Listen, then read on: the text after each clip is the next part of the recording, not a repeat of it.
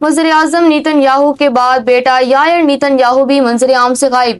Israel की सबसे ताकतवर फैमिली की पुरस्रार रूपोशी। इसराइल और ईरान के दरमियान जारी होलनाक जंग के दौरान एक इंतहाई सनसनीखेज सूरत-ए-हाल पैदा हो गई है। वज़ीर आज़म नेतन्याहू के एक हफ्ते से जारी गुमशुदगी के बाद अब उनके बड़े बेटे यायर नेतन्याहू के बारे में भी तशवीशनाक इत्तलात मौसूल हो रही हैं। इसराइल की ये सबसे बाअसर फैमिली जो हर वक्त खबरों के मरकज में रहती थी, इस वक्त मुकम्मल तौर पर रूपोश हो चुकी है और उनके बारे में कोई नहीं जानता कि वो कहां और किस हाल में हैं। इस पुरस्रार रूपोशी ने इस वक्त आलमी मीडिया की तवज्जो अपनी जानिब मबजूल करवाई जब यायर नेतन्याहू के डिजिटल फुटप्रिंट अचानक खत्म हो गए। वो शख्स जो रोजाना ट्विटर पर 40 से 80 ट्वीट्स करने का आदी था और जिसका अकाउंट एक लम्हे के लिए भी साकी नहीं रहता था, 9 मार्च से मुकम्मल खामोश है।